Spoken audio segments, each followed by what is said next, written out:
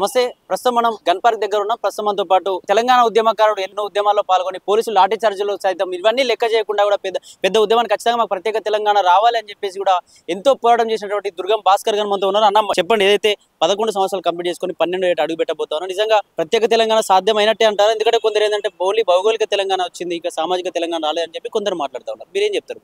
ముందుగా మీకు, మీ కెమెరామెన్కు, legend TV ప్రేక్షకులందరికీ కూడా ఒక తెలంగాణ ఉద్యమకారుడిగా, ఉస్మానియా బిడ్డగా ఖచ్చితంగా తెలంగాణ రాష్ట్ర ఆవిర్భావ దినోత్సవ శుభాకాంక్షలు తెలియజేస్తూ, మిత్రమా, ఖచ్చితంగా నువ్వు అడిగిన ప్రశ్నలో తెలంగాణ రాష్ట్రం వచ్చింది వాస్తవం. 6 దశాబ్దాల పోరాటం, అనేక మంది అమరవీరుల త్యాగం, వాళ్ళందరి త్యాగాల పునాదుల మీద తెలంగాణ రాష్ట్రం అయితే వచ్చింది.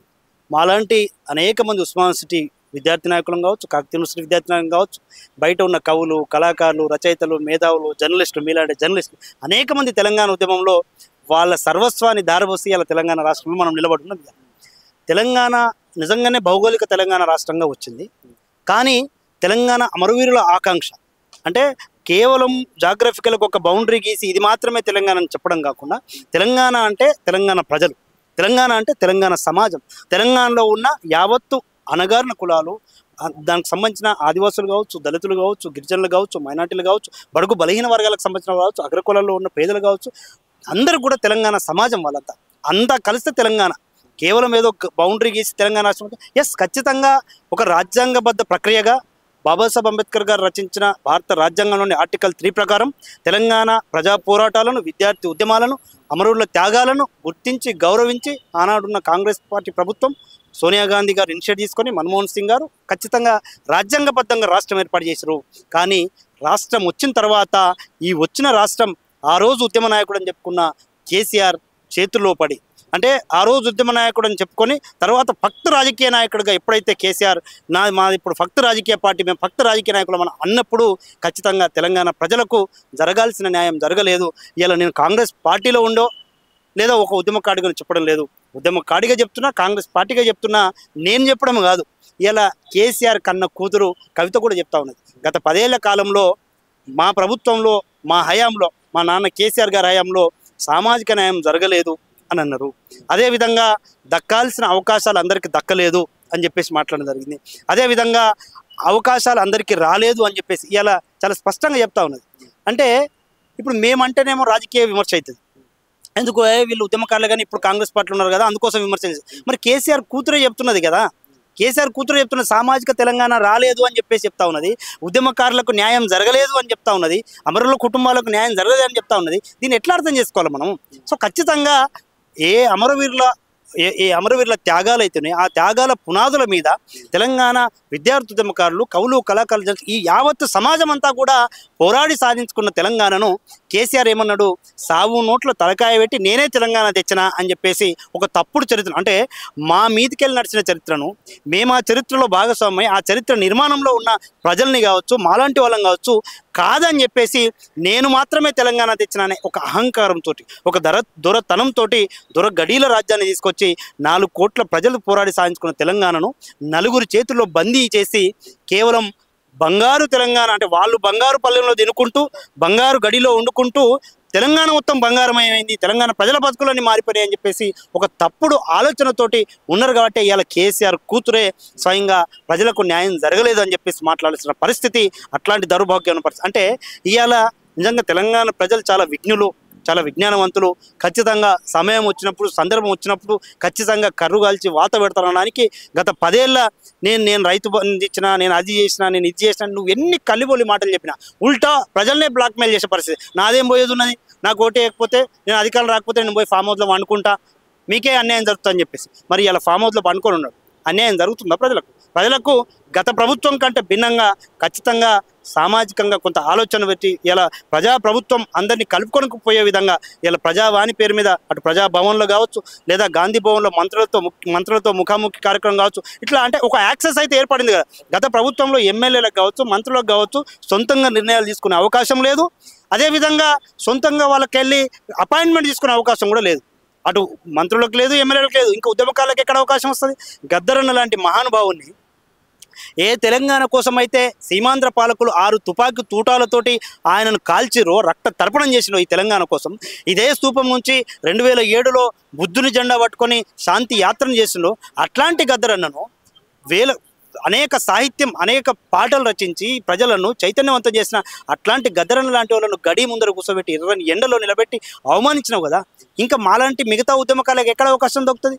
సో ఈ స్తూపం నిర్మించిన, ఇది 69 ఉద్యమకాలకు సంబంధించిన స్తూపం. ఈ స్తూపాన్ని నిర్మించిన యాదగిరి గారు కనీసం ఒక్క రోజు పిలిచి కనీసం ఇంత ఛాయ్ బొట్టు మంచినీళ్ళు కూడా తాగిపోయలే. అట్లా అవమానించిన ఉద్యమకారులను. కోదండం సార్ ఇంటిని బద్దలు కొట్టిను, విమలక్క ఆఫీసును ధ్వంసం చేసిను, ఉస్మాన్ శ్రీ విద్యార్థి ఉద్యమకారుల మీద గతంలో తెలంగాణ ఉద్యమంలో కేసులు భరించడం, తెలంగాణ రాష్ట్రం వచ్చిన తర్వాత యూనివర్సిటీలో మురళీ ముదిరాజ్ అనే ఒక విద్యార్థి నిరుద్యోగంతో నాకు ఉద్యోగం రాలేదని చెప్పేసి నిరుద్యోగ బాధతోటి ఆయన ఆత్మ బలిదానం చేసుకుంటే దానికి ఆ పేద కుటుంబానికి న్యాయం చేయాలని అడిగితే మమ్మల్ని కూడా చేసి, నన్ను కావచ్చు, అద్దంకి దయాకరణ కావచ్చు, మా దర్వేలను కావచ్చు, ఇట్లా చాలా మానవతరాయ్ కావచ్చు, ఇట్లా అందరినీ కూడా జైలు, అంటే ఉద్యమంలో జైలు జీవితాలు చూసినాం, చెంచలు కూడా చెర్లపల్లి జైలు జీవితాలను చూసినాం. ఆ రోజు తెలంగాణ ఉద్యమంలో తుపాకీ తూటాలను ఎదుర్కొని, బాష్పవాయు గోళలను ఎదుర్కొని చెర్లపల్లి చెంచలు కూడా జైలు గోడలను ముద్దాడిన వాళ్ళం కదా. అనేక ఇలా మీకు ఇంత ప్రశాంతంగా అనిపించవచ్చు ఇక్కడ అమరుల స్తూపం, లేదా యూనివర్సిటీ ప్రశాంతంగా అనిపించవచ్చు, కానీ మా కళ్ళతో చూసినప్పుడు, ఒక తెలంగాణ ఉద్యమకారునిగా, ఒక ఉస్మానియా బిడ్డగా మా ఉద్యమకారుని కళ్ళతో చూసినప్పుడు ఈ చుట్టూ, ఈ అమరుల స్తూపం చుట్టూ కూడా వందలాది పోలీస్ స్టేట్లు ఉండేటి, వేలాది మంది పోలీసు బలగాలు ఉండేటి. ఆర్ట్స్ కాలేజీ ఇలా ప్రశాంతంగా ఉన్నా కూడా అక్కడ మొత్తం కేంద్ర పారామిలిటరీ బలగాలు, ర్యాపిడ్ యాక్షన్ ఫోర్సులు, 4 అంచెల భద్రత, 5 అంచెల భద్రత, ఎటు చూసిన వజ్ర వెహికల్. ఏదైతే ఇప్పుడు మొన్న ఆపరేషన్ సింధూర్ పేరు మీద భారత్ పాకిస్తాన్ యుద్ధం, అట్లాంటి యుద్ధ వాతావరణంలో నిత్యం యుద్ధం చేసిన వాళ్ళు ముస్మాన్ శ్రీ విద్యార్థి నాయకులు, ఉద్యమ బిడ్డలంగా. కాబట్టి తెలంగాణ రాష్ట్రం రావడంలో అటు అమరవీరుల పాత్ర, ఉద్యమకారుల పాత్ర, అందరి పాత్ర ఉంటే, తెలంగాణ కాటి కాపరుల నుంచి మొదలుకుంటే అన్ని కుల సంఘాలు జేఏసీలుగా ఏర్పడి, ఉస్మాన్ శ్రీ జేఏసీని చూసి అన్ని కుల సంఘాలు జేఏసీగా ఏర్పడి రోడ్ల మీదకి వచ్చి ధర్నాలు, నిరాహార దీక్షలు, రాస్తా రోకలు, అనేక రకాల ఉద్యమ రూపాలను సంతరించుకుంటే, బతుకమ్మ నుంచి మొదలుకొని అనేక రకాల ఉద్యమ రూపాలు అందరూ పోరాడి సాధించుకున్న తెలంగాణను నేను మాత్రమే తెచ్చినా అని చెప్పేసి తప్పుడు చరిత్రను రాశారు. ఇవాళ ఏమైంది? చరిత్ర లేకుండా మిగిలిపోయి ఇలా ఫామ్ హౌస్లో వండుకొని ఇలా అక్కడి నుంచి ఈ ప్రజాప్రభుత్వాన్ని ఎట్లా కూల్చాలా, ఈ ప్రజాప్రభుత్వాన్ని ఈ ప్రజలకు ఎట్లా, ఇంకా అంటే ఆశ తావలే, 10 ఏళ్ళు ముఖ్యమంత్రి కూడా ఇంకా ఆశ తావలే. ఇలా నువ్వు ఏ తెలంగాణ పేరు చెప్పుకొని అయితే అధికారంలోకి వచ్చినావో ఆ తెలంగాణ పదాన్ని లేకుండా నీ పార్టీ పేరుని మార్చేసినావు. అయిపోయింది నీ పేగుబంధం, తెలంగాణ ప్రజలతోటి నీ పేగుబంధమే తెగిపోయింది. కనీసం భక్త రాజకీయ పార్టీగానే ఉంటావు, అట్లా కూడా లేకుండా ఒక భారతీయ రాష్ట్ర సమితి పేరు మీద ఇలా బర్బాదై ఇలా నీ సొంత బిడ్డని నిన్ను ఎదిరించే పరిస్థితి వచ్చిందంటే నువ్వు ఎంత దుర్మార్గంగా, ఎంత దురతనంతో, అంటే నువ్వు ప్రజలనే కాదు నీ ఇంట్లో కూడా నువ్వు దొరగా వ్యవహరించడం అనే ఒక చాలా స్పష్టంగా కళ్ళ ముందర కనబడతా ఉన్నది. కాబట్టి ఖచ్చితంగా ఉద్యమకారులకు గత ప్రభుత్వం కంటే భిన్నంగా కాంగ్రెస్ పార్టీ ప్రభుత్వంగా, కాంగ్రెస్ పార్టీ ఎన్నికల మేనిఫెస్టోలో ఉద్యమకారులను గుర్తిస్తాము, గౌరవిస్తాము, 250 గజాల స్థలం ఇస్తాము, అమరూరుల కుటుంబాలకు 25,000 రూపాయల ఏదైతే పెన్షన్ ఇస్తామని చెప్పి, గౌరవ వేతనం, పెన్షన్ అంటే గౌరవ వేతనం ఇస్తామని చెప్పేసి అన్నదో ఒక్కొక్క అడుగులు అటువైపు పడతా ఉన్నాయి. ఇలా యాదగిరి గారిని గుర్తించింది, గద్దరన్న గారిని గుర్తించి, గోరెటి వెంకన్న గారు ఇలా బీఆర్ఎస్ ఎమ్మెల్సీ కావచ్చు కాక రాజకీయంగా, కానీ గోరెటి వెంకన్న పాత్రను తెలంగాణ ఉద్యమంలో తక్కువ చేయలేదు కదా, ఆయన సాహిత్యాన్ని తక్కువ చేయలేదు కదా. గోరెటి వెంకన్న ఏ సభకు పోయినా వేలాది మంది, లక్షలాది మందిని ఉర్రు తొలగించిన గోరెటి వెంకన్న తక్కువ చేస్తామా? తప్పుడు అట్లా చేస్తామా? పాశం యాదగిరి అన్న తన జీవితాన్ని ఒక సీనియర్ జర్నలిస్ట్గా తన జీవితాన్నే ఒక సర్వస్వం త్యాగం చేసిన వాడు. ఇట్లా అనేక మంది, జయరాజన్న కావచ్చు, ఇలా విమలక్క, వీళ్ళందరినీ కూడా గుర్తించి గౌరవించి వీళ్ళకు 1 కోటి రూపాయల నగదుతో పాటు ఫ్యూచర్ సిటీలో 300 గజాల స్థలాన్ని ఇస్తుందంటే, అంటే ఉద్యమకారులను కొందరు ఉద్యమకారులు ఏమంటా ఉన్నారంటే, అంటే ఈ 1 కోటి రూపాయలు ఇచ్చిన వాళ్ళు ఎవరైతే ఉన్నారో వాళ్ళందరూ ఆల్రెడీ మధ్యతరగతి కాదు, కొంచెం లగ్జరీ లైఫ్ గడుపుతున్నవారే, వాళ్ళకి ఎందుకు వెళ్ళాల్సింది అదే 1 కోటి రూపాయల్లో మంచికి 1 లక్ష మిగతా ఉన్న నిరుద్యోగులందరూ కూడా, ఇది ఉద్యమకారులందరికీ కూడా ఇస్తే బాగుంటుంది అని చెప్పేసి కొంత ఉద్యమకారులు అభిప్రాయపడతా ఉన్నారు. మరి వాళ్ళకి ఎందుకు ఇంత ఇచ్చినాం అని చెప్పేసి అనడం కంటే మిగతా ఉద్యమకారులకు కూడా ఇవ్వాలి అని కోరుకోవడం తప్పు కాదు. వాళ్ళకి ఎందుకు ఇచ్చినామని మనం అడగడం కరెక్ట్. ఎందుకంటే వాళ్ళు అట్లాంటి కోట్లు వాళ్ళు అమ్ముడు పోతే ఎన్నో కోట్లు సంపాదించుకునే వాళ్ళు, 1 కోటి కాదు. ఒకవేళ పాశం యాదగిరి అమ్ముడు పోతే, గద్దరన్న అమ్ముడు పోతే, లేదా యాదగిరి లాంటి వాళ్ళు అమ్ముడు పోతే, విమలక్క ఇట్లాంటి వాళ్ళు అమ్ముడు పోతే, ఇలా నాటి సీమాంధ్ర పాలకులు, ఆనాటి ప్రభుత్వాలు వాళ్ళకు కొన్ని కోట్ల రూపాయలు ఇచ్చేవాళ్ళు. వాళ్ళు ఎప్పుడు కోట్ల కోసం చూడలే, పదవుల కోసం చూడలే, ఆశపడలే. తెలంగాణ ప్రజల ఆకాంక్షలను ఎత్తి పట్టుకున్నవారు. దశాబ్దాల తరబడి తెలంగాణ ఉద్యమాన్ని, తెలంగాణ నినాదాన్ని మోసిన వాళ్ళు, రక్త తర్పణం చేసిన వాళ్ళు, అనేక కేసులు, నిర్బంధాలను అనేక రకాలుగా భరించిన వాళ్ళు. కాబట్టి వాళ్ళకు 1 కోటి రూపాయలు ఇవ్వడం అనేది నిజంగా అది 1 కోటి రూపాయలు కాదు, ఎంత ఇచ్చినా తక్కువనే. మిగతా వాళ్ళకు కూడా ఇవ్వాలని చెప్పేసి మనం కోరుకుందాం. తెలంగాణ ఉద్యమకాలం ఎస్ మాలాంటి వాళ్ళం ఇవాళ తెలంగాణ ఉద్యమంలో సర్వం త్యాగం చేసి గ్రూప్ 1 అధికారులం కావాలని చెప్పేసి గ్రామీణ నేపథ్యం నుంచి దళిత నేపథ్యం నుంచి ఇక్కడ దానికి వచ్చిన వాళ్ళం నేనే కాదు, నాలాంటి వేలాది మంది విద్యార్థులు ఉన్నారు. వాళ్ళకు కూడా ₹1,00,00,000 చొప్పున ఇచ్చినా లేదా 250 గజాల ఇళ్ళ చొప్పున ఇచ్చినా కూడా ఏం తక్కువ కాదు. ఎందుకంటే అనేక కేసీఆర్ కాళేశ్వరం ప్రాజెక్టు పేరు మీద లక్షల కోట్ల రూపాయలను అప్పులు చేసి లక్షల కోట్ల రూపాయలు దోపిడీ చేసుకున్నారు. ఇలా దోపిడీ సంపదను పంపిణీ చేసే కాడ అన్న చెల్లెల పంచాయతీ, తండ్రి బిడ్డల పంచాయతీ చాలా స్పష్టంగా కనబడుతున్నది. వాళ్ళతో పోల్చుకుంటే ఉద్యమకారులకు న్యాయం చేయాలనుకుంటే అదో పెద్ద విషయం కాదు కదా. కాబట్టి మేము ఇప్పటికైనా ఉద్యమకారులంగా ఇలా ప్రభుత్వంలో ఉన్నా కూడా ఖచ్చితంగా ఉద్యమకారులు అందరికీ కూడా న్యాయం చేయాలా.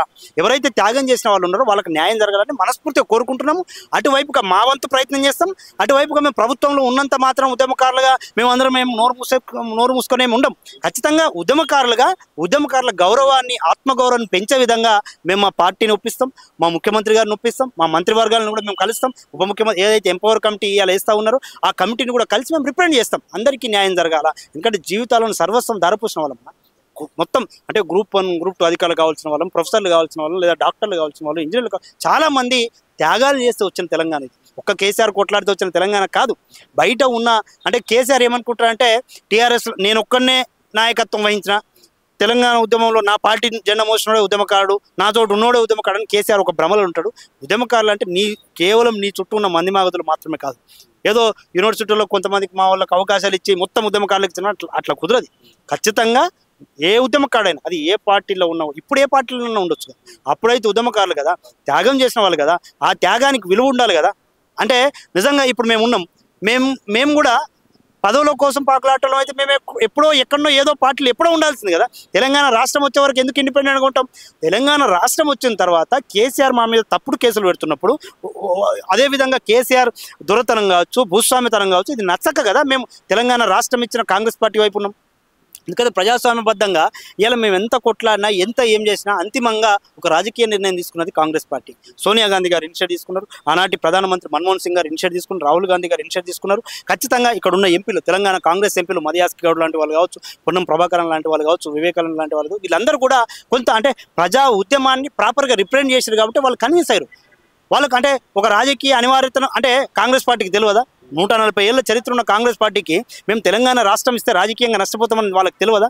అన్నీ తెలిసినా కూడా తెలంగాణ రాష్ట్రం ఇచ్చారంటే ఈ డిమాండ్లో న్యాయం ఉంది, ఈ ప్రజల పోరాటంలో న్యాయం ఉంది, ఈ విద్యార్థుల పోరాటంలో న్యాయం ఉంది, ఈ యూనివర్సిటీల పోరాటంలో న్యాయం ఉందని చెప్పేసి అమరుల త్యాగాలను ఎత్తిపట్టాలని చెప్పేసి రాజకీయంగా అన్యాయం జరిగినా పర్లేదు, రాజకీయంగా నష్టం జరిగినా పర్లేదు, రాజకీయంగా నష్టం జరిగితే ఒక రోజు కాకపోతే ఒక రోజు భరించగలుగుతాం, కానీ ప్రాణాలు పోతా ఉన్నాయి, ఆ ప్రాణాలను కాపాడాల్సిన అవసరం ఉన్నది, ఆ పోరాటాలను గౌరవించాల్సిన అవసరం ఉందని చెప్పేసి ఆ రోజు సోనియా గాంధీ గారు, మన్మోహన్ సింగ్ గారు వీళ్ళందరూ కూడా నిర్ణయం తీసుకొని సామాజిక తెలంగాణ రావాలనే లక్ష్యంతో తెలంగాణ రాష్ట్రాన్ని ఏర్పరిచింది. కానీ తెలంగాణ ఒక భౌగోళిక తెలంగాణ రాష్ట్రంగా వచ్చింది, ఒక దొరల తెలంగాణగా మారింది. ఇవాళ ఈ దొరల తెలంగాణ నుంచి ఒక ప్రజా తెలంగాణగా, ఒక సామాజిక తెలంగాణగా మా గౌరవనీయ రాహుల్ గాంధీ గారు, సోనియా గాంధీ గారు ఏదైతే చెప్పారో, ముఖ్యమంత్రి రేవంత్ రెడ్డి గారు, బట్టి విక్రమార్క గారు ఏదైతే చెప్తారో అటువైపుగా సామాజిక తెలంగాణగా మార్చడం కోసం మా వంతుగా మేము ప్రయత్నిస్తాం.